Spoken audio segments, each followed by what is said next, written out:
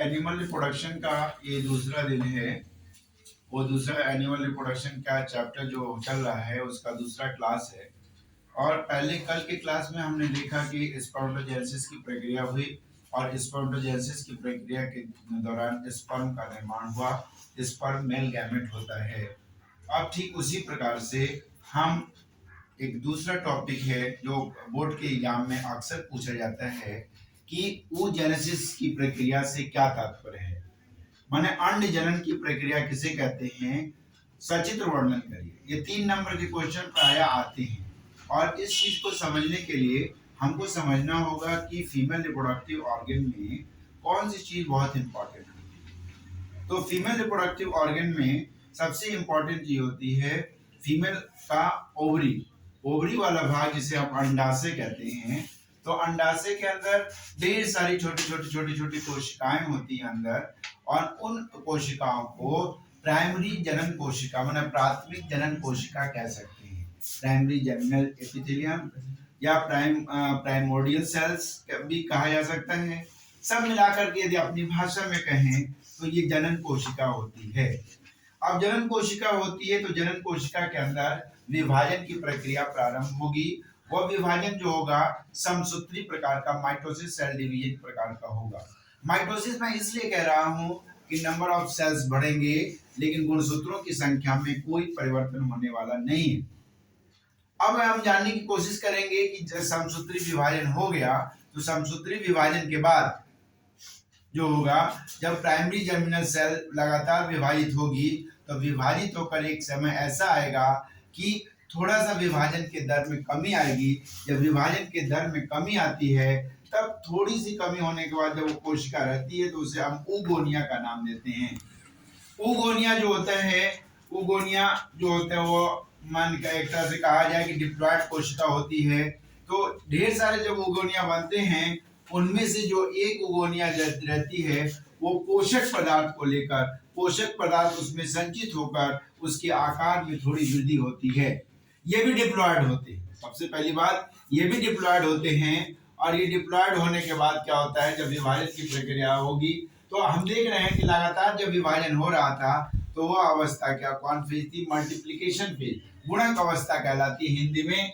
उसके बाद दूसरा फेज जो होगा oogonia, जो ढेर सारी oogonia थी उसमें से कुछ जो था पोषक पदार्थ को संचित कर लेती है और थोड़े से आकार में बड़ी हो जाती है, तो उसको हम कहते हैं प्राइमरी oocyte। लेकिन उस अवस्था को ग्रोथ अवस्था कहते हैं। अब ग्रोथ अवस्था के बाद जब वो विभाजन होगा, लेकिन अब विभाजन भले ये एक अवस्था हो गई मल्टीप्लिकेशन फेज जो गुणक अवस्था थी, दूसरी अवस्था जो थी वो ग्रोथ अवस्था थी, और तीसरी अवस्था जो होते हैं जिसे मैचुरेशन डिवीजन परिपक्व विभाजन कहते हैं। और परिपक्व विभाजन में दो विभाजन होते हैं, एक फर्स्ट मैचुरेशन डिवीजन और दूसरा second maturation division. First maturation division जैसे होगा वो अनियमित प्रकार का होगा, इरेगुलर टाइप होगा, और जिसके कारण एक बड़ी कोशिका बनेगी और एक दूसरी छोटी कोशिका दिखाई पड़ती है।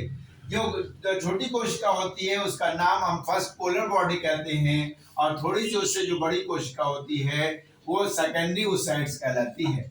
जब यह आकार में बड़ी हो रही थी तो उसे प्राइमरी oocytes कह रहे थे, लेकिन विभाजन हुआ तो ये क्या सेकेंडरी oocytes कहते हैं। सेकेंडरी oocytes की पहचान ये होती है कि अब डिवीजन मियोसिस प्रकार का होगा। अब जब ये डिप्लॉयड था ये सेल हैप्लॉयड हो जाती है।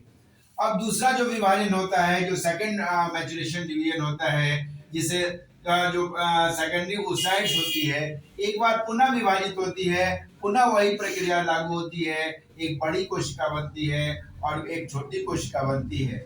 और जो बड़ी कोशिका होती है जिसे हम ओटिट का नाम देते हैं, और ओटिट की जो प्रक्रिया होती है, ओटिट की प्रक्रिया से ही ओवम की प्रक्रिया प्रारंभ होती है। जब ओटिट की प्रक्रिया होती है तो उसके बाद उसमें धीरे धीरे कई परिवर्तन होते हैं जिसे हम कायांतरण कहते हैं, इंग्लिश में मेटामॉर्फोसिस कहा जाता है। मेटामॉर्फोसिस के बाद इसके स्वरूप में बदलाव होता है, और जो स्वरूप में बदलाव आएगा तो उसे हम ओवम का नाम देते हैं। ओवम को फीमेल गैमेट कहते हैं। जो तो दूसरी तरफ जो पोलर बॉडियां रहती हैं बाद में नष्ट हो जाती हैं, इनके अन्य कोई काम नहीं होते, लेकिन ये सबसे बड़ी बात है कि जिसका काम होता है वो ओटिड वाला पोर्शन होता है। और ओटिड वाला जो पोर्शन होता है उसमें जो मेटामॉर्फोसिस की प्रक्रिया होगी, कायांतरण की प्रक्रिया होगी, तो क्या बनेगा होगा, माने फीमेल गैमेट के थ्रू ओवम का निर्माण होगा। माने एक अंडे बनने की जो पूरी मैच्योर प्रक्रिया है वो होती रहेगी। तो इस प्रकार हम देखते हैं कि ओजेनेसिस की प्रक्रिया के अंतर्गत हम फीमेल गैमेट्स का निर्माण ओवम के रूप में बनाते हैं। एक बार पुनः हम इसको रिपीट करने की कोशिश करें तो सबसे पहले फीमेल रिप्रोडक्टिव ऑर्गन जो होता है उसमें ओवरी का नाम आता है। ओवरी जो होता है मुख्य रिप्रोडक्टिव ऑर्गन होता है, और वो ओवरी जो होता है वो डिप्लॉयड होती है और उसके अंदर की कोशिकाएं भी डिप्लॉयड होंगी।